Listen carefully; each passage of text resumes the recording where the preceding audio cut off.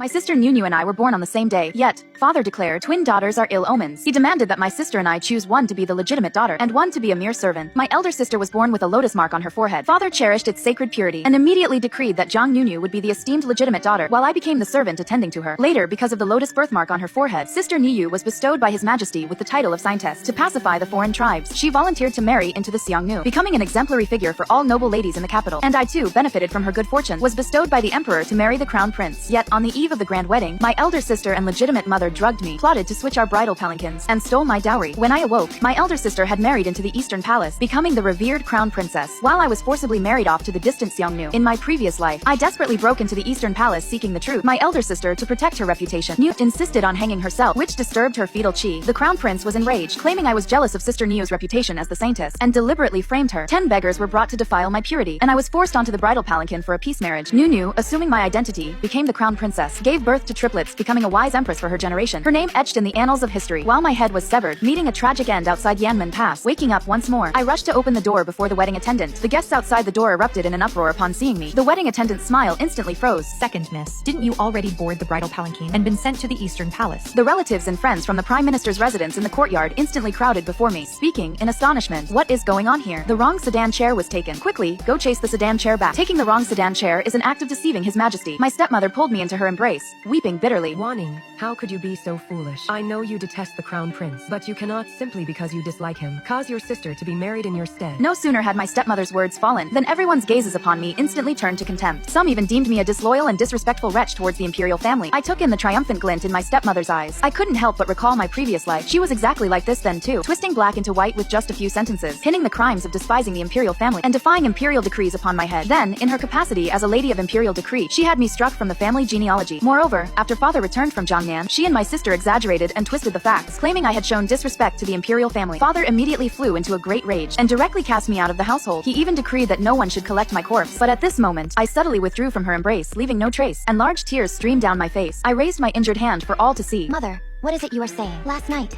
you told me that my elder sister was to marry into the Xiongnu, and that the journey was long and unsuitable for taking a Congo with her. You instructed me to pluck out each string, one by one, to serve as a keepsake for Sister Niu. I plucked them the entire night, and my hands were chafed raw. When I awoke, Sister Niu was gone. The wedding dress, too, had vanished. The expressions of the crowd shifted once more. Such affairs of the inner chambers, women could discern at a single glance. Wanning, the lady of Yongshang Marquisate, my deceased mother's sworn sister, stepped forth from the crowd, grasping my hand tightly to stand by me. Back then, it was you who, to marry into the Prime Minister's residence, forced the Prime Minister to demote his true wife to a mere concubine. Now that you know the northern borders are harsh and cold, you scheme to have Wan Ning marry there, while your own daughter marries into the Eastern Palace to enjoy glory and wealth. The legal mother's expression flickered with panic for a moment. Then she squeezed out 2 more drops of tears. I was only thinking of my concubine daughter's well-being, and now I'm made out to be the villain. Wanning, you tell them yourself.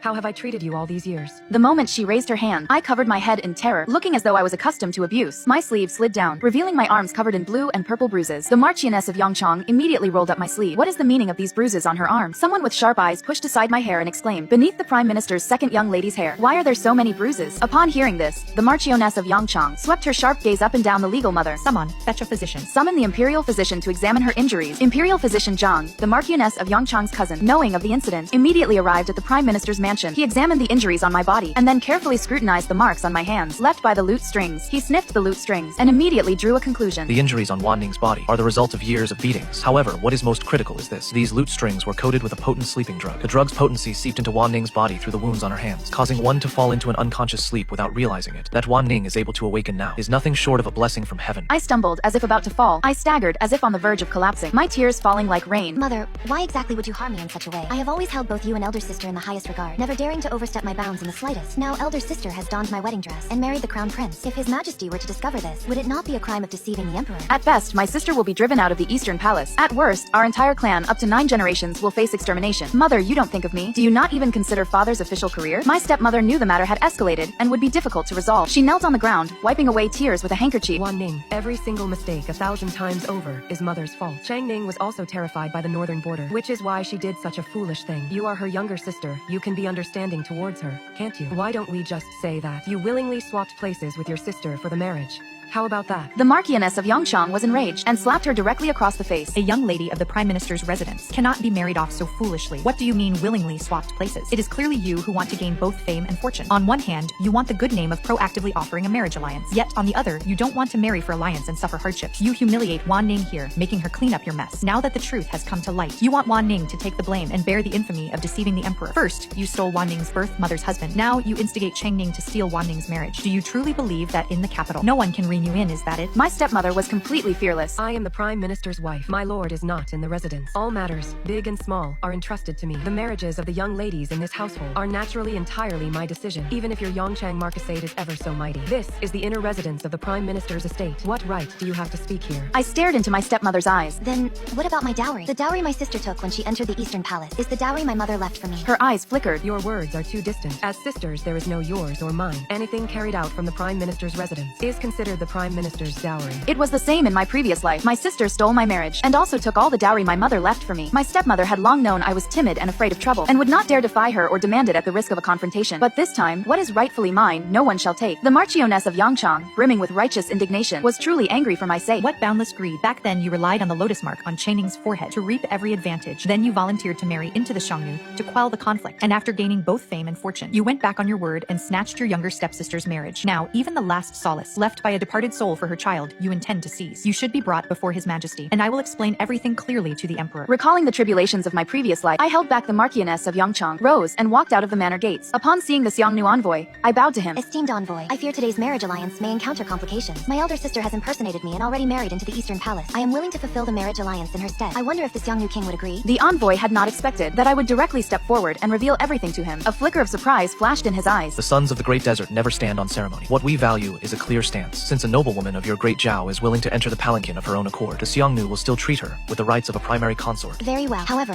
before that, I still ask that you help me with one matter. I used a voice audible only to the two of us to reach an agreement with him. The Eastern Palace. The Emperor had just finished drinking the Crown Princess's respectful tea and was gazing with delight at the perfect couple. Suddenly, he was interrupted by the sound of the Dengguan drum. Everyone present immediately sensed that something was amiss. The Imperial Dengguan drum had not been struck for centuries. Your Majesty, this commoner has a grievance. The Marchioness of Yongchang and I appeared before the palace gates. The joyful revelry in the hall abruptly ceased. Seeing me appear outside the great hall, the supervising governess stepped forward. She abruptly lifted the Crown Prince's veil. A sudden silence fell over the hall. Isn't that Miss Zhang who is marrying for peace? How can she be here? Why is the second young lady standing outside the hall beating the drum? What exactly is going on? The Emperor's face was ashen. Jiang Changing, why are you here instead of going to marry for peace?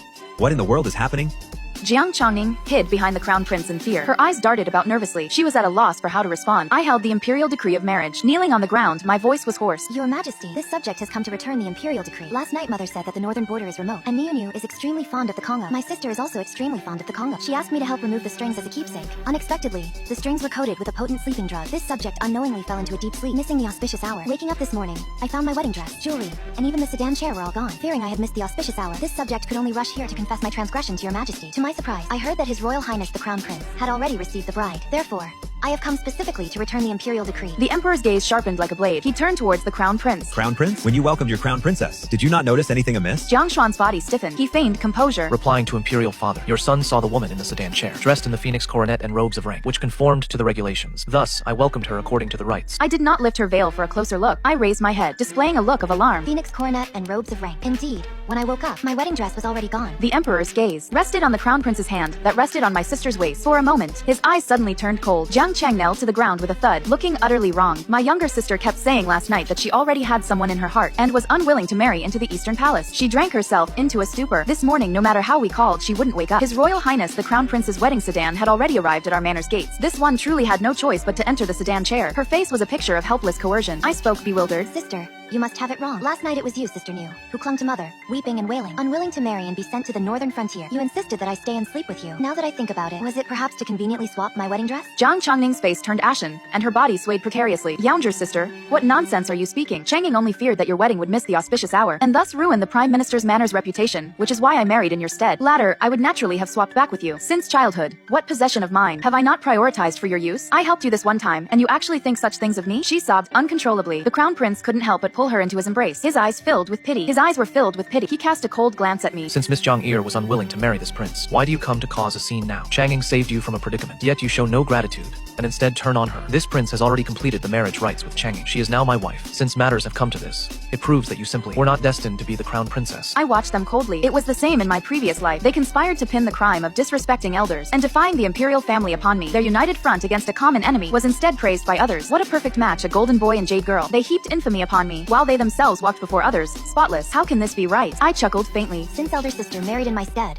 for my sake, but younger sister dares not marry in elder sister's stead. After all, I do not possess elder sister's lotus mark upon my brow, and thus cannot pacify the Xiongnu of the northern borders. Jiang Chang'ing's gaze faltered. When she looked up again, her eyes were filled with piteous vulnerability. Younger sister, are you trying to force me? I have already exchanged vows with His Royal Highness, the Crown Prince. I am already his wife. Are you now forcing me to marry another? Is your reputation to be cherished, while mine is to be cast aside like dirt? The Crown Prince's heart softened at her gaze. His gaze upon me, however, grew even colder and more disgusted. Whispers rippled through the hall. The glances cast my way were filled with scrutiny and disdain, as if solidifying my alleged crime of being ungrateful and harboring a secret affair. I gave a faint smile. From the Imperial Edict's box, I slowly drew forth an item. I knew elder sister valued her reputation more than life itself. Thus, the item I quietly produced left everyone in the great hall utterly stunned. It was a piece of sleepwear meant only for the Crown Prince, embroidered with golden dragons. I gently spread this garment upon the ground. The silence of the great hall was shattered as if by a thunderclap. I took in every nuance of their expressions and chuckled softly. This rare sleepwear is for the Crown Prince alone, yet it was found in elder sister Niu's bridal sedan chair. The relationship between elder sister and His Royal Highness, the Crown Prince, could very easily be misunderstood. Could it not? Without giving them a chance to retort, I produced a small dragon emblazoned seal. His Royal Highness the Crown Prince has even bestowed his personal seal upon elder sister Niu. It would seem their relationship must be quite extraordinary indeed. The Emperor, in a fit of rage, casually hurled his teacup at the Crown Prince's head. As I spoke, I produced a foot-long piece of brocade cloth and began to display it. I merely wonder what this particular item might be. Perhaps elder sister would care to explain? A sharp-eyed woman immediately exclaimed, Is this not what a pregnant servant would use? Where did such a belly-binding sash come from? I've seen servants who concealed their pregnancies bind this very thing to their bodies. Jiang Chang'ing's eyes welled up, rimmed with red. This is not mine. To think my sister would hate me this much, to thus insult my purity before the Son of Heaven. As she finished speaking, she lunged towards a pillar. The Crown Prince hastily held her back, his eyes filled with anguish. Chang'ing, no. Enough? The Emperor, in a fit of rage, threw the prayer beads he held. All present in the hall uniformly knelt. Now that all the evidence is laid bare, Crown Prince, what more do you have to say? We were truly unaware that you would be so audacious as to dare to pull such a deception right under our very eyes. The Crown Princess we chose for you is not to your liking, yet you dare to replace her in such a manner. Crown Prince, what immense audacity. The Crown Prince tightened his arm around Jiang Chang'ing. He spoke in a low, steady voice. Your son and Chang'ing are deeply in love. I implore Imperial Father to grant us your blessing. As the Empress Dowager just stepped into the hall, she began to tremble with rage. Nonsense. Jiang Chang'ing is the Lotus Scientist personally designated by the Imperial Observatory. She is to be wed to the northern lands to quell the unrest. She is a fated woman. How can she remain here? I am the legitimate daughter of the Prime Minister's household. For the sake of the Prime Minister's household and the Imperial family's reputation, I am willing to destroy this lotus mark and thus live as an ordinary person. As she spoke, she picked up a hairpin and was about to fiercely slash at her forehead with it. No need to scratch it. A bowl of water will suffice. I swiftly grabbed the tea from the table and splashed it onto her face. Indeed, the lotus mark dissolved upon contact with water. The assembled guests gasped in astonishment. This lotus scientist is actually a fake. The mark was drawn by Jiang Chang'ing herself. Jiang Chang'ing instantly panicked. She knelt on the ground, trembling uncontrollably. A flicker of ruthlessness flashed in the Crown Prince's eyes. Jiang Wanning, what schemes have you employed? How dare you make Chang'ing's lotus mark disappear? Let me tell you, Chang'ing is a born lotus scientist. You, a mere mortal, cannot compare to her. It is you and your early departed mother, consumed by jealousy, who snatched Chang'ing's mother's rightful position as legal wife all those years ago. Chang'ing is kind-hearted. She tolerated you everywhere in the Prime Minister's residence. Yet now you dare to slander her so. You utterly disrespect your elders. The Marchioness of Yangchang was furious. Your Royal Highness, what is the meaning of this? You clearly married the concubine-born sister. Yet, you secretly engaged in illicit relations with the elder sister. On your wedding night, you exchanged brides to marry the elder sister, shaming Wanning. Now you claim Wanning disrespects her superiors. Is the imperial family trying to wrongly accuse Wanning tonight? Your Majesty, please see clearly. Back then, Chang'ing's mother bribed the imperial astronomer to declare her destiny as the Lotus Saintess. But in truth, Wanning is the true Lotus Saintess. How could this painted fake ever compare? The lotus mark is on Wanning's body. Empress Dowager, I beg you, please act as a patron for this orphaned girl. If your ladyship does not believe, you may verify it publicly. Indeed, the one with the lotus mark on her forehead was actually I. Back then, father favored his concubine and suppressed his legal wife. He forced mother to yield her position as legal wife. This lotus mark on my forehead became an eyesore to Jiang Chang'ing and her mother. To usurp the destiny of the Lotus Scientist, they personally gouged out the mark from my forehead and drew it identically on Jiang Chang'ing's forehead. But they did not know that a lotus had blossomed on my heart, one even nobler and pure, larger, more sacred. Upon hearing verify her body, Jiang Chang'ing's face instantly turned ashen. Her fingers clutched the Crown Prince's sleeve, desperately signaling to him, her eyes filled with terror and a plea for help. The Crown Prince merely thought Jiang Chang'ing was frightened. He still had complete confidence in Jiang Chang'ing. He grasped her cold fingers, utterly unworried. Chang'ing, fear not. I shall see what other tricks she might attempt. All the ministers in the hall saw clearly. The Crown Prince had already lost this round completely. The Crown Prince's words implied that he still regarded Wanning as a villain, and he seemed utterly oblivious that in his embrace, he was holding a venomous serpent. Then let us wait and see. My expression remained serene. I knelt and saluted the Empress Dowager. Since His Royal Highness the Crown Prince is so convinced that my elder sister is the true Lotus Scientist, and the Marchioness of Yongchang has graciously spoken up for this humble subject, then let the inspection proceed. Otherwise, this humble subject would never be able to clear her name, even if she plunged into the Yellow River. I implore your Majesty and the Empress Dowager to grant this common girl justice. Granted, proceed with the inspection at once. We shall see who this Lotus Scientist truly is. Who it truly is. A folding screen was set up partitioning the main hall. The Empress Dowager, accompanied by a group of female attendants, personally stepped forward to conduct the inspection. I gently unfastened the buttons of my garment. A noble and pure lotus bloomed upon my chest. Upon seeing it, the Empress Dowager instinctively reached out to touch it. This lotus, growing upon the heart, appeared as if naturally born, a bud waiting to blossom. Those around could not help but exclaim in awe. The Emperor spoke in a deep voice. Empress Mother, have you thoroughly verified it? The Empress Dowager slowly emerged and nodded to the Emperor. Observing the excited expressions of the female attendants, the truth was clear for all to see. The Crown Prince's face turned ashen. This must be Jiang Wanning's doing. Changning is the true Lotus Scientist. He turned and grabbed Jiang Changning. Changning, go let them examine you. Let them know who the true Lotus Scientist is. Jiang Changning saw the hall filled with questioning gazes, and then looked at the Crown Prince's bloodshot eyes. A colossal fear completely seized her. She suddenly clutched her belly and let out a pained cry. Cold sweat beaded on her brow as she collapsed to the ground. My belly. In her previous life, she had relied on the dragon fetus in her womb and her lotus destiny to firmly secure her place in the Eastern Palace, even as a substitute bride. This time, I shall certainly not let her have her way. Sister, what troubles you? Your complexion is truly so pale. I took her hand and offered it to Imperial Physician Zhang, who had entered the palace with me. The Imperial Physician's expression changed as soon as he took her pulse. Reporting to your Majesty, Miss Jiang is 3 months pregnant. With this revelation, I threw the waist cincher from earlier at her. Jiang Changning was utterly without defense. I swung my arm back and delivered a stinging slap to Jiang Changning. This marriage alliance, from the very beginning, was a snare you laid to wed the Crown Prince. You and the Crown Prince engaged in a secret affair, and now you bear his child. You even deceived His Majesty, and you still have the audacity to feign purity here. Clasping her face, she desperately recoiled, then clutched the Crown Prince's leg, pleading, Your Highness, I did not. Save me, I am your wife. Today I have suffered such humiliation. You must uphold justice for me. Is younger sister trying to destroy me before she relents? She slanders my reputation and steals my destiny. Do you truly believe she targets only me? No. Husband and wife are one entity. She intends to bring ruin upon us both. Only then will she cease. I gave a cold laugh. Even now, you're still trying to manipulate His Highness. Tell me, who is truly stealing from whom? My mother left for me the 180 loads of dowry, all of which you had carried into the Eastern Palace, and you still have the gall to accuse me of stealing from you? Driven to desperation, Jiang Changning was cornered. She decided to go for broke and shrieked, I am the Lotus Saintess. I am bearing the dragon's heir. I possess the true dragon's vein. Why should I fear a mere deceiver like you? Before she could finish speaking, suddenly, dark clouds gathered overhead. A startling bolt of lightning struck towards Jiang Changning. My belly. Jiang Changning was instantly struck down to the ground. A crimson stain spread from beneath her skirt. She had a miscarriage. The Crown Prince was so distraught he became delirious. He wished to rush forward, yet feared being struck by lightning. He stumbled back, babbling nonsense. It is not real. It is Jiang Wanning. Yes, it must be her. She concocted this wicked scheme to frame Changning. It must be so. It must be. He suddenly threw himself at the Empress Dowager's feet. Grand Empress Dowager, you have always shown the most affection for your grandson. You must believe your grandson, Changning, has been wronged. You must uphold justice for your granddaughter-in-law. The Emperor watched the Crown Prince with disgust from the side. His eyes were filled with utter disappointment for his heir. He immediately issued his decree. Jiang Changning, legitimate daughter of the Zhang clan, stole her half-sister's destiny, deceived the emperor, and committed treason, impersonated the crown princess, defied imperial decrees, and showed insubordination, feigned a political marriage and proved disloyal as a subject. Her crimes are heinous and are beyond reckoning. The Crown Prince went mad, blocking the unconscious Jiang Changning. He would not let anyone take her away, roaring, screaming. She is your son's wife. She is the Crown Princess, your son formerly wed. No one can take her away. This prince forbids it. Wretch. The Empress slapped the Crown Prince to the ground. Now, you still protect this vile woman. Will you even defy your imperial father's command? The Emperor wearily rubbed his brow. Tonight, the Crown Prince had completely shamed the imperial family before all the assembled officials. He turned and glanced subtly at me. Jiang Wanning, you have been wronged. Whatever you desire, we shall grant you. In order to salvage the imperial family's dignity, he had no choice but to act this way. Now, no matter what I said, he would agree. I bowed my head slightly. Your Majesty is sagacious. This humble maiden is but a concubine's daughter from the Prime Minister's residence. To be able to gaze upon your Majesty and clear my own name is already an immense honor. This subject's daughter is utterly grateful, even to tears. The Crown Prince with a crazed expression lunged at me, pinning me beneath him. You're still grateful, even to tears. You ruined my Changing, and yet you're grateful for it? You're very smug, aren't you? I will ruin you too. I will defile you. Do not think that just because you brought Changing down, I would spare you so much as a second glance, or marry you as Crown Princess. Absolutely impossible. Even if you truly possess the Lotus Fate, I would not spare you a second glance. You are unworthy. You are utterly unworthy. This prince knew since childhood that your heart is malicious, and your intentions, sinister. You cannot even compare to a single strand of New's hair. You, of all people, and you dream of marrying this Crown Prince. You must be dreaming. His fingers dug into my wrist, causing excruciating pain, as if to crush my bones. The hatred in his eyes was as if he wished to devour me whole. Impudent. The Empress was about to step forward and reprimand him, but the Emperor raised a hand, stopping her. The Emperor gazed at me, and a glint of greed suddenly flickered in his eyes. It was the avarice of a hunter spotting his quarry, causing a sudden potent wave of discomfort to rise within me. He slowly began to speak, saying, Jiang Wanning,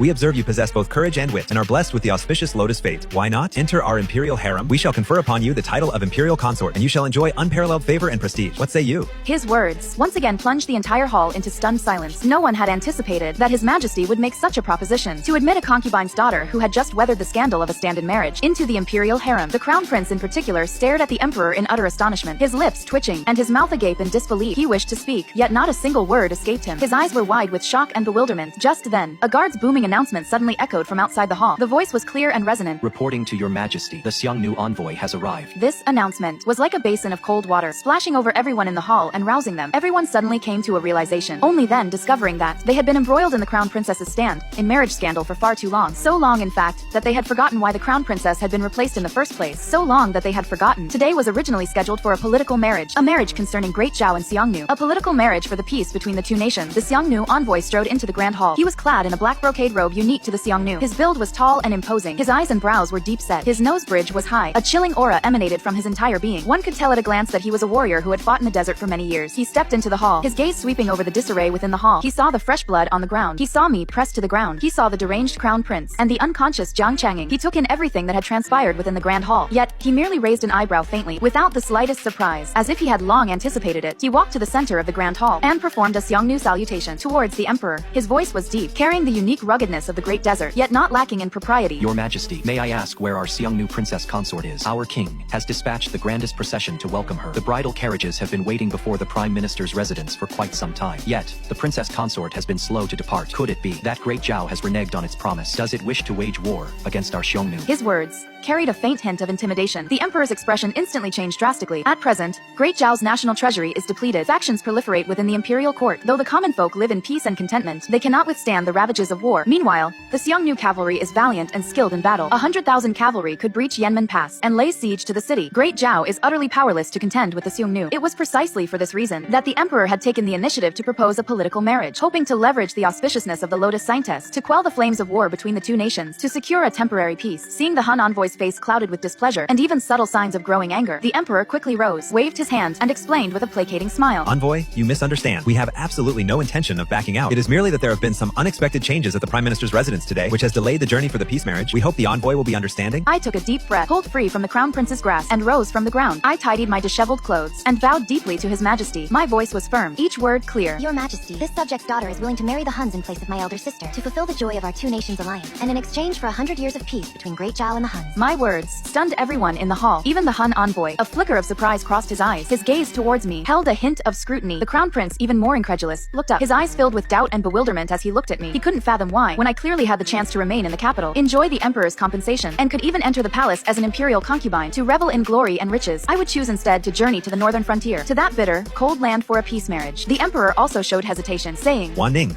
you need not do this. You bear the auspiciousness of the Lotus, and staying in the capital can bring blessings to Great Zhao. We have other arrangements for you. You need not go to that northern frontier to suffer. I, however, shook my head, still kneeling on the ground, and pleaded again. I beg your majesty to grant my wish. As for today's event, regardless of the outcome, this subject, remaining in the capital, has already become the laughingstock of all. To stay in the capital would only bring more trouble. Moreover, since your majesty asked what this subject desires, this subject has but one wish: to journey far to the northern border, to contribute this subject's meager strength to the nation, not to betray the auspicious Lotus omen I bear, nor to fail the people of Dazhao. I know that this place, the capital, holds too much pain and hatred for me. The misery of my past life, the humiliation of this one, all leave me with no attachment to this place. As for the northern border, though harsh and cold, it is my new beginning, the best place for me to escape all this strife. What is more, the Xiongnu envoy and I have already reached an agreement. This path of marriage alliance is not a dead end. The emperor remained silent for a long while, gazing at my resolute eyes. Finally, he let out a long sigh and nodded.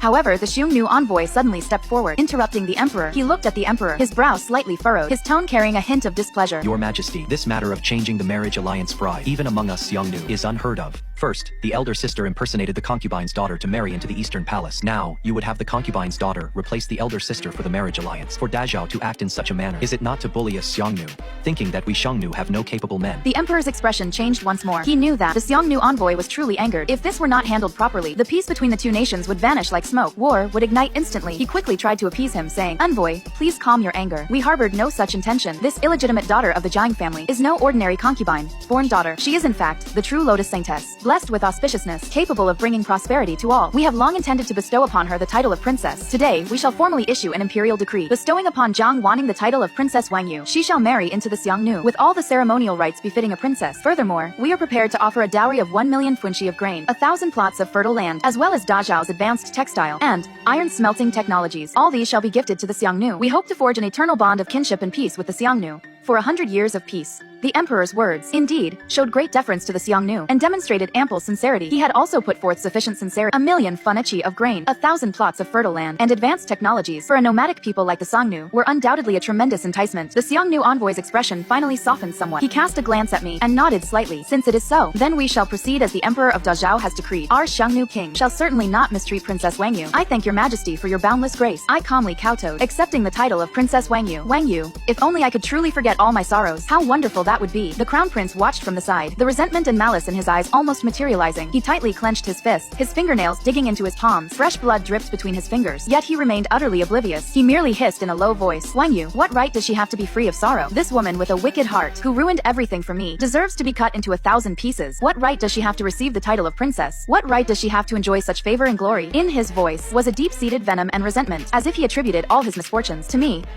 I never understood why the Crown Prince harbored such hatred for me, even across 2 lifetimes. My opportunities to meet the Crown Prince were few and far between, extremely rare, let alone actively provoking him. Yet he utterly detested me, wishing for nothing more than to eliminate me. I slowly turned around, looking at the Crown Prince. My gaze was calm, carrying a hint of confusion. I spoke, asking, Your Royal Highness, I have never understood precisely why you harbor such great malice towards me. As far as I know, we have known each other for many years, yet the number of times we have met does not exceed 3. What exactly has this subject daughter done wrong to earn your Royal Highness's intense aversion? So much so that you condoned others in ruining my innocence, destroying my marriage prospects, and even dared to deceive the emperor and defy his will, all to protect Jiang Changing? My words caused the Crown Prince's emotions to spiral out of control once more. His eyes turned bloodshot. Like an enraged beast, he roared, 3 times. 3 times was enough for this prince to know your viciousness. Back then, merely over a piece of osmanthus cake, you, out of jealousy for Changning, you violently pushed me onto the frozen lake. If not for Changing, who disregarded the danger and jumped into the frozen lake to rescue me, I would certainly not be alive today. After I was rescued and brought ashore, I lay by the lake, shivering uncontrollably from the cold. Yet, I saw you, still sitting calmly among the guests, eating osmanthus cake, a joyous smile upon your face, with such a viperous heart, a cold and heartless woman as yourself. Do you even deserve to ask why? The Crown Prince's words left me frozen in place. A scene from that year, when I was but a child, instantly flashed through my mind. That year was the Empress Dowager's birthday. A banquet was held in the palace. It was my first time attending a banquet in the palace. At that time, my mother had just been demoted to a secondary concubine, and I lived a precarious existence in the Prime Minister's residence, as if treading on thin ice, and my disposition was particularly timid. The Crown Prince was 11 years old that year, a mischievous age indeed. He insisted on chasing the wild ducks across the frozen lake. I followed by his side. Seeing the ice surface was as thin as a sheet of paper, and utterly incapable of supporting a person's weight, I repeatedly tried to dissuade him, but the Crown Prince paid no heed. He continued to run forward regardless. Sure enough, the ice surface cracked, and the Crown Prince fell into the frozen lake. The icy lake water instantly swallowed him. He struggled desperately, emitting piercing cries for help. The surrounding palace servants were all too terrified to step forward. My heart seized with urgency, and without a second thought, I plunged into the icy lake water. Exerting every ounce of my strength, I pushed the Crown Prince towards the shore. At that time, I was still young, and my strength was meager. It took a long struggle before I could barely push the Crown Prince to the shore, where he was then rescued by the arriving guards. But I myself was due to exhaustion, on the verge of sinking into the lake. I was finally rescued by the Marchioness Yangchang, but I was so frozen that I had a high fever for 3 days and 3 nights, almost losing my life. Yet, I never would have imagined that, in the Crown Prince's memory, the one who saved him was actually Jiang Changning. As for me, I had become the villain who pushed him into the icy lake. I trembled, my voice shaking, as I looked at the Crown Prince, my eyes brimming with disbelief. I then spoke, asking, Your Royal Highness, you claim that Jiang Changning saved you. Then how did your Highness recognize the person who saved you as Jiang Changning? Without a moment's thought, the Crown Prince blurted out, That is naturally because of the lotus mark on her forehead. When she jumped into the water to rescue me, the lotus mark on her forehead was clearly visible. I saw it with my own eyes. There can be no mistake. I suddenly laughed, a laugh that almost brought tears to my eyes. In that laughter, there was endless sarcasm and sorrow. So that was it. He believed Jiang Changning was his savior, all because of that fake lotus mark, and my desperate act of saving his life, in his eyes, had actually become a malicious push. So, all these years, his disgust and hatred for me were merely due to a meticulously woven lie. I looked at the Crown Prince mockingly, and said, Your Highness actually believes that Jiang Changning, with her frail physique, could possibly have saved you from the icy lake? She has been pampered since childhood. Even carrying a single bucket of water feels strenuous to her. How could she possibly have done so in a freezing cold lake, and rescue a boy much taller and bigger than herself in the icy lake? Furthermore, the lotus mark on her forehead back then actually didn't wash off in the water. How truly miraculous could it be that mark was painted with waterproof pigments? My words, like a sharp blade, pierced deep into the Crown Prince's heart. The Crown Prince, who had just been raging and stamping his feet, suddenly froze. He stood rooted to the spot, dazed, the fury and venom in his eyes gradually eventually replaced by doubt and bewilderment. He parted his lips, wanting to say something, yet not a single word escaped him. The scene from when he was 8 years old flashed repeatedly in his mind, along with Zhang Chongning's frail figure, and that lotus mark that had not washed off in the water. Some details he had overlooked now vividly appeared before his eyes. Seeing the crown prince in such a state, the Empress Dowager trembled with rage. She barked sternly, "Guards, why are you not swiftly taking the crown prince away? Confine him to the Eastern Palace. Without our imperial decree, he is not to step out of the Eastern Palace by so much as half a pace." The Empress, feeling utterly disgraced herself, stepped forward and seized the crown prince, then gave a meaningful glance to the imperial guards. The imperial guards immediately stepped forward, took hold of the crown prince, and dragged him out of the main hall. The crown prince struggled all the way, howling,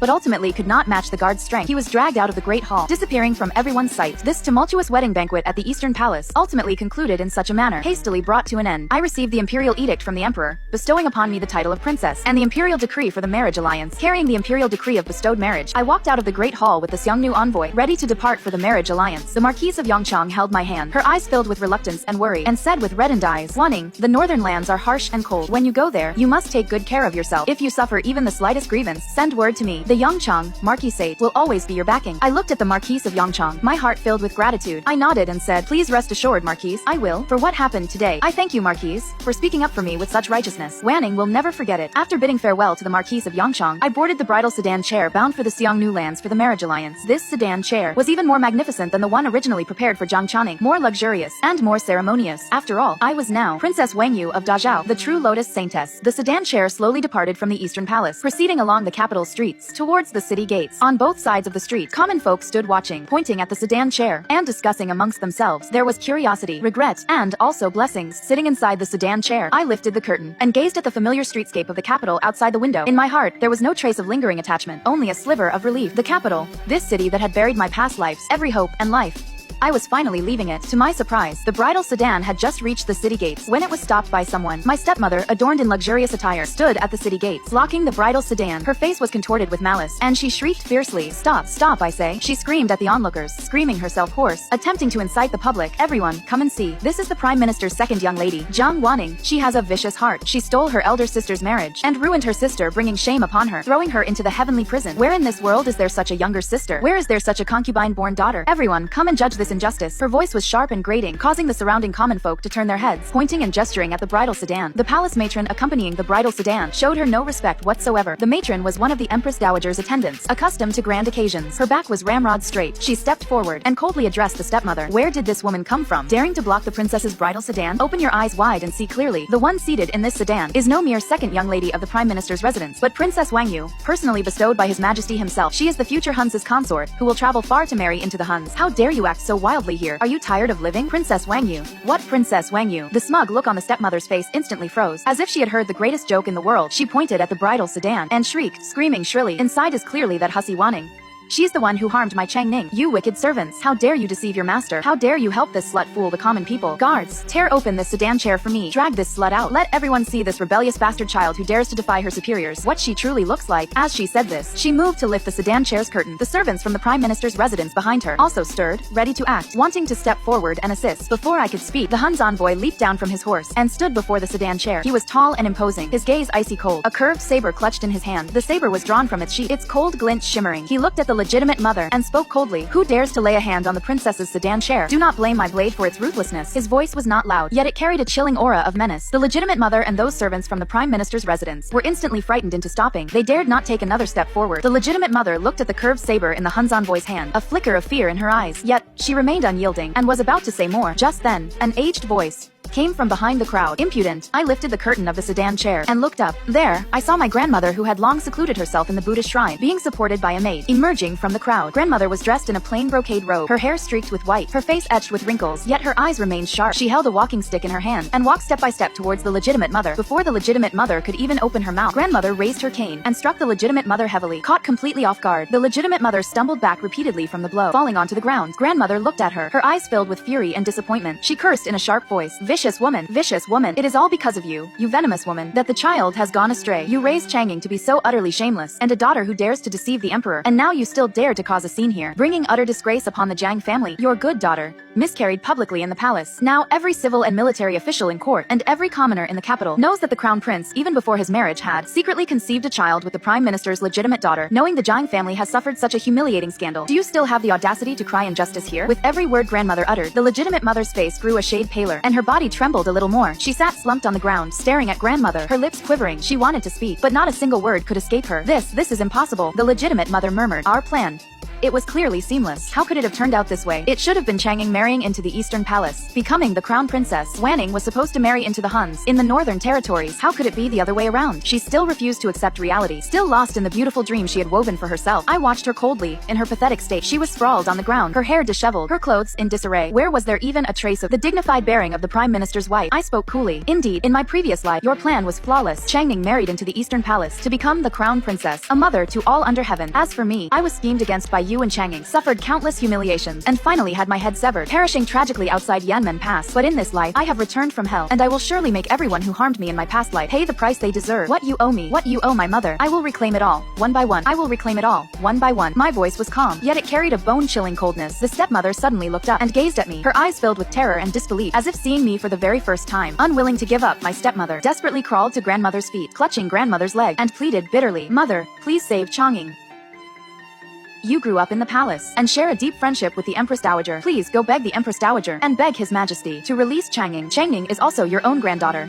You cannot simply stand by and do nothing." Grandmother looked at her in this state, her eyes filled with disappointment. She raised her hand and pushed away the stepmother's hand and said coldly, "Had Wanning not voluntarily taken on the responsibility of the marriage alliance and appeased His Majesty's wrath, and moreover earned the title of Princess Wangyu, preserving the Jiang family's honor, at this very moment, the Jiang clan would have long been annihilated down to its 9 generations. How could you still be standing here alive? If you wish to save Chang'ing, then you must beg Wanning. If Wanning is willing to relent, perhaps Chang'ing might yet have a path to survival." My stepmother's gaze slowly shifted towards me, landing upon me. Her eyes were filled with a myriad of complex emotions. There was hatred, resentment, and a sliver of despair. She parted her lips, as if to speak, but ultimately, no words emerged. Her last vestiges of strength drained from her body. She slumped to the ground, her pupils unfocused, looking utterly deranged. I curved my lips into a smile, with not a shred of pity in my eyes. Slowly lowering the sedan curtain, I addressed the Xiongnu envoy. "Let us depart. I would never, for those who cruelly wronged me in my previous life, extend even a fraction of aid. This is the fate they deserve." The Xiongnu envoy nodded and signaled to the guards beside him. The guards immediately gathered around the sedan chair, continuing their journey out of the city. My stepmother remained, slumped at the city gate, looking utterly deranged, as the common folk pointed and whispered. Meanwhile, within the Eastern Palace, the Crown Prince was confined to his quarters, his mind involuntarily replayed the words I had spoken that day. He recalled the Ice Lake incident from when he was 8 years old, and those details he had overlooked slowly became clear in his mind, filling his heart with doubt and unease. He found it impossible to calm himself, restless and fidgety. Ultimately, he could no longer restrain himself, and, under the cover of night, took his guards, secretly slipped out of the Eastern Palace, and rushed to the Imperial Prison, hoping to uncover the truth. The Imperial Prison was cold and damp. Jiang Chang'ing was confined in the deepest cell. Her luxurious robes had long been replaced by prison garb. Her hair was disheveled, and the slap marks from earlier were still visible on her face. She looked utterly wretched. When she saw the Crown Prince arrive, a flicker of light instantly appeared in her eyes, as if she had clutched onto a lifeline. She rushed to the cell bars, pleading desperately, "Your Highness, you've come. Quickly rescue me. Let me out of here. This place is too terrifying. I don't want to stay here. I want to get out." The Crown Prince looked at her in this state, and the doubts in his heart grew even stronger. He said coldly to the guards beside him, "Drag her out. Take her to the ice lake outside the city." The guards dared not disobey. They immediately opened the cell and dragged Jiang Chang'ing out, escorting her. They followed behind the Crown Prince and arrived at the ice lake outside the city. It was already deep into the night. Above the ice lake, a biting cold wind swept across. A thick layer of ice had formed on the surface. The scene was like that of 8 years ago, just like that year, precisely identical. The Crown Prince pointed at the ice lake and said coldly to Jiang Chang'ing, "Jump in." Jiang Chang'ing froze, staring at the icy lake, her eyes filled with terror. She continuously recoiled. "Your Highness, are you mad? This ice lake is so cold. Jumping in will kill someone. I will not jump. This prince commands you to jump." The Crown Prince rebuked her sharply, his eyes filled with icy fury. "That year, it was right here that you jumped into the icy lake and saved this prince. Now, it is merely asking you to jump again, and you dare not? Jiang Chang'ing, did you truly save this prince or not? Today, this prince shall get to the bottom of it." As he spoke, he signaled to his guards. The guards immediately stepped forward, lifted Jiang Chang'ing, and harshly shoved her into the icy lake. The icy lake water instantly engulfed Jiang Chang'ing. She struggled desperately in the water, letting out shrill cries for help. She choked on several mouthfuls of lake water. She could not swim at all, merely thrashing about wildly in the water, and was on the verge of sinking. Seeing this, the guards quickly pulled her out of the water. Jiang Chang'ing lay sprawled on the ice, shivering uncontrollably from the cold. Her face was ghastly pale. She lifted her head, facing the Crown Prince, and shrieked venomously, "Your Royal Highness, why do you treat me this way?" The Crown Prince watched her, struggling even in the shallow water, and the last shred of hope in his heart vanished like smoke. The images from that year flooded his mind. The icy lake water back then was colder than it was now, and the broken ice surface was deeper. If it truly were Jiang Chang'ing with such poor swimming ability, struggling even to thrash about, it would have been utterly impossible for her to save him from the deep water. He finally understood. He had trusted the wrong person all these years, he had protected the wrong person. That so-called life-saving grace was nothing more than a meticulously planned deception, and he had been kept in the dark by this deception for over 20 years, and treated the one who truly saved him as an enemy, subjecting them to all manner of humiliation. A surge of overwhelming regret and fury instantly swept over him. He clenched his fists, his knuckles turning white. He walked step by step towards Zhang Channing, looking down at her. His gaze was so cold it held not a trace of warmth. You cannot swim at all. The one who saved me back then, it was not you at all, was it not? Zhang Channing felt a chill deep in her heart from his gaze. Her lips trembled, yet she still sought to make a final desperate plea. I merely enjoyed a life of luxury all these years, and my swimming skills have grown rusty. I truly saved you back then. Your Royal Highness, you must believe me. Enough. The prince sharply interrupted her, his voice carrying a bone-chilling coldness. Even now, you still wish to argue? Zhang Channing, you have deceived me for over 20 years, with a false lotus mark, and a fabricated life-saving grace. You made me give my heart and soul to you. For your sake, I deceived his majesty, broke off my engagement, and lost my position as crown prince. I even trampled upon the one who truly saved me, subjecting them to every humiliation. Tell me, of these past 20 years, were any of the words you spoke to me even a single truth? His words were like sharp knives, piercing deeply into Zhang Changning's heart. She could no longer hold on, collapsing onto the ice. Her eyes were vacant, unable to maintain her pretense any longer. She merely murmured, yes, it was I who deceived you. I never saved you back then. It was Zhang Wanning. She was the one who jumped in to save you. After you were rescued ashore, I merely secretly drew a lotus mark on my forehead and rushed to your side to feign being your savior. I only wanted to be your savior. I wanted to marry into the Eastern Palace. I wanted to become the crown princess. The truth was laid bare. The crown prince felt as if all the blood in his body had instantly congealed. He stumbled back a step. He staggered back a step, his back pressed against a cold ice pillar. Yet he felt not the slightest chill. He only felt his heart, as if a gaping wound had been cruelly torn open within him. The pain was so intense he could not breathe. He recalled his disgust for Zhang Wanning over all these years. He remembered the countless accusations he had hurled at her on their wedding day. He remembered calling her venomous and cruel-hearted, and saying she was unfit to be crown princess. Those words, now that he reflected upon them, each word was a stab to the heart, every word a piercing blow. They were all the greatest mockery of himself, for a woman whose every word was a lie. He had wronged the one who truly saved his life. He had even personally pushed her into the desolate, bitter cold of the northern frontier. Such foolishness, such blindness of heart and mind. It was simply unforgivable. Seeing his distraught appearance, Zhang Channing believed there was still a chance. She quickly crawled to his feet, clutching his leg, and pitifully begged him, Your Highness, I truly know I was wrong.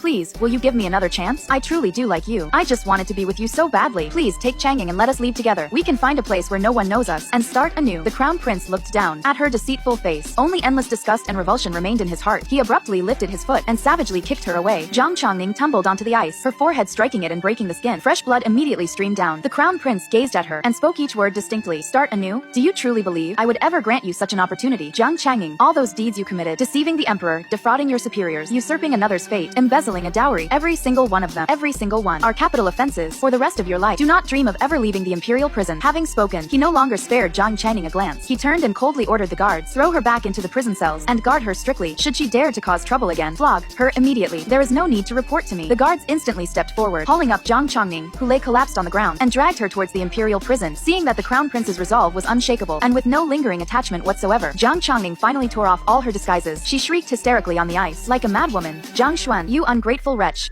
I sacrificed so much for you, yet you treat me like this. What is so special about that slut Zhang Wanning? She is nothing but a concubine's daughter. How dare you treat me this way for her sake? Even in death, I will never forgive either of you. Her shrill curses echoed across the vast, empty ice lake. Yet, the crown prince did not turn back in the slightest. He walked forward, step by step, the ice beneath his feet emitting faint cracking sounds. Much like his own shattered heart at this moment, he walked to the center of the ice lake, gazing at the ice surface that had once cracked. He slowly knelt down and reached his hand into the icy lake water. The biting cold pierced to his bones, yet it was far less than the regret in his heart. He recalled that year, when he was 8, that small figure, recklessly leaping into the ice lake and pushing him to the shore with all her might. He recalled how that figure, when rescued, had lips purple with cold, yet still worried if he was alright. He remembered how, after he awoke, he had wept tears of gratitude for Zhang Changning's false mark, casting the true savior to the back of his mind. For over 20 years, he had twisted kindness into resentment and perceived good intentions as malice. Now, having suddenly awakened to the truth, things had long changed, and people were no longer the same. The one he had wronged had already embarked on the path of a marriage alliance to the distant northern frontier. She would never return. The crown prince released his hand, allowing the icy lake water to flow through his fingers. He slowly stood up, then stumbled backward. Before finally collapsing onto the ice surface, he lowered his head and laughed, tears streaming down his face. Within that laughter was profound regret, utter despair, and complete self-loathing. This prince, for your sake, I broke off my engagement, angered Father Emperor, and even lost my position as crown prince. Yet, in the end, the one I loved was merely a mask you had crafted. He muttered to himself, his voice hoarse. Zhang Wanning, I am sorry. I was blind. I wronged you. But this apology was ultimately too late. The one he had wronged could no longer hear it. The crown prince returned to the East Palace, utterly dispirited. What awaited him was the emperor's utter disappointment, and an imperial decree deposing him as crown prince. Several days later, the emperor issued an edict edict, deposing Jiang Xuan from his position as crown prince. He was reduced to a commoner and confined to the imperial mausoleum in the capital's outskirts. He was never to return to the capital for all eternity. The once illustrious crown prince ultimately paid a heavy price for his foolishness and blindness.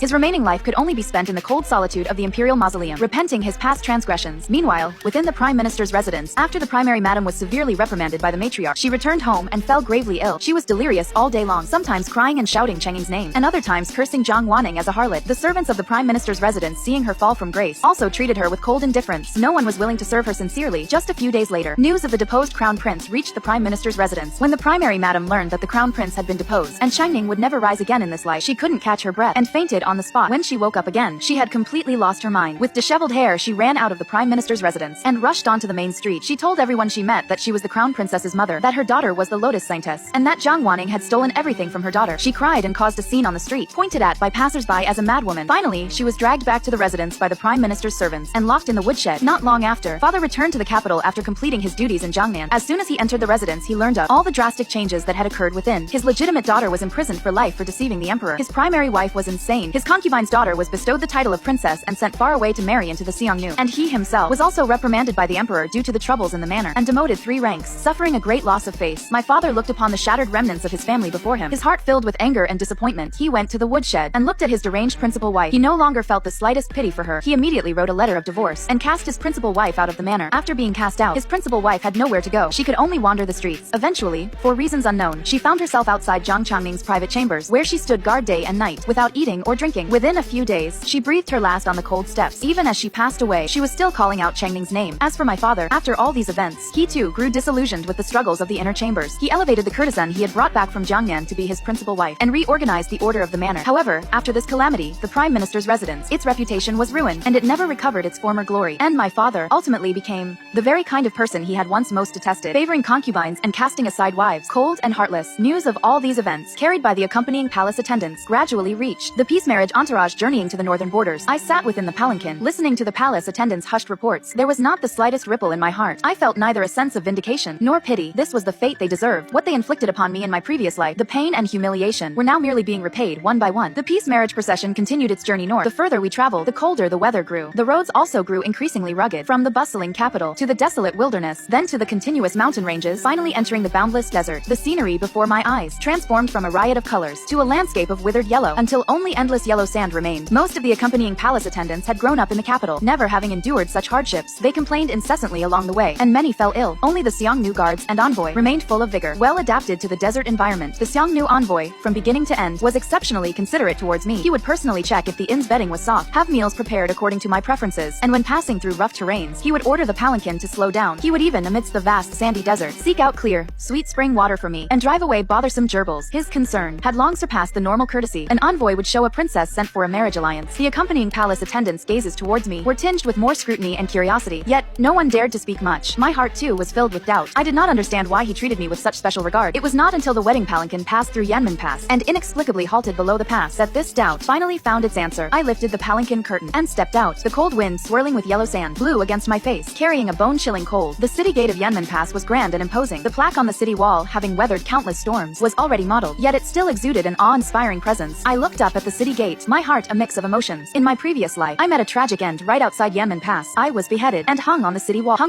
wall, left to the mercy of wind and rain. Now, standing here once more, it feels like another lifetime. I can almost still see my past self covered in blood. With eyes full of despair, the Xiongnu envoy walked to my side, and together we looked up at the plaque on the city gate. He remained silent for a long time before slowly speaking. His voice was deep, carrying a hint of subtle melancholy. I once had a wife. She died here. My heart suddenly trembled. I turned my head to look at him, my eyes wide with surprise. So, there was someone else just like me, who outside Yanmen Pass had left behind unforgettable sorrow. I said softly, presumably, the envoy must have loved her dearly, to remember her so profoundly, even after many years, still recalling her upon passing this place. Moved by the scenery, this love must surely be profound. He turned his head and gazed deeply into my eyes. His gaze was as profound as the night sky, as if it would draw my entire being in. He was silent for a moment before slowly speaking. No, I have never met her. I was stunned. The doubt in my heart deepened. How could someone he had never met become his wife? And how could she be so deeply remembered by him? Just then, I suddenly felt a familiar throb emanate from my chest. The lotus flower hidden beneath my skin began to feel slightly warm. A faint warmth spread from my chest throughout my body, dispelling the desert's chill. This throbbing sensation was stronger than it had ever been before. As if responding to something, or resonating with someone, I lowered my head and looked at my chest, my eyes filled with surprise. Meanwhile, the Xiangnu envoy was looking at me, the corners of his lips slightly upturned, revealing a faint smile. That smile, amidst the swirling yellow sand, appeared exceptionally gentle all the way here. His many thoughtful gestures towards me, and all the special treatment, now all had an answer. Yet, I still did not understand why he would treat a wife he has never met with such deep regard. I looked at him and asked softly, "Someone you've never met. How can she be called your wife?" He raised his hand and gently brushed away the yellow sand from my shoulder. His movements were gentle, carrying a hint of carefulness. His voice was low and deep, like the desert wind and sand, yet carried a trace of tenderness as he slowly spoke beside my ear. "Therefore, this time, I wish to meet her myself, to see what kind of person she is, if she is truly as the rumors say, and also why she is unwilling to marry me." His words were like a clap of thunder, exploding in my heart. I abruptly looked up and stared at him, my eyes filled with disbelief. His wife,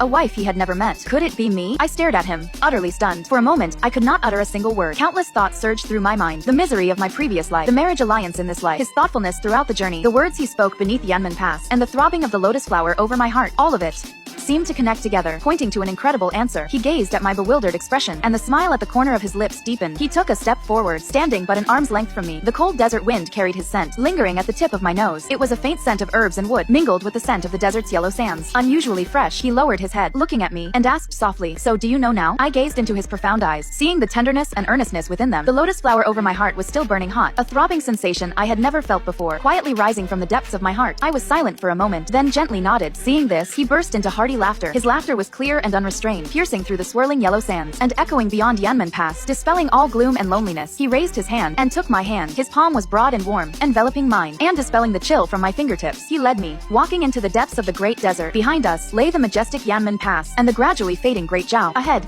lay the boundless desert, an unknown future, yet full of hope. His voice resonated once more, low and firm. It traversed the desert, reaching my ears, and carving itself into my heart. "It is good that you know now. So, in this life, you had already arrived long ago. The desert winds and sands still blew, yet they could no longer scatter the warmth in my heart. The suffering and humiliation of my previous life had finally become a thing of the past, and, in this life, I returned from hell, slaying my enemies with my own hands, and clearing my name of all grievances. Ultimately, in this vast desert, I met the one whose heart and eyes were filled only with me. The winds beyond Yanmen Pass had finally brought me the tenderness that was mine, and the lotus blooming in my heart would eventually blossom on the desert soil, emitting the most sacred light, blessing all four directions, and warming the rest of my life. From then on, Da Zhao lost a Jiang Wanning, while the Xiangnu gained a princess consort Wang Yu, and amidst the desert winds and sands, the tale of the lotus saintess and the Xiangnu king would forever be told. A profound love that transcended life and death, spanning regions, and pursued by both hearts. In the boundless desert, it would thrive eternally.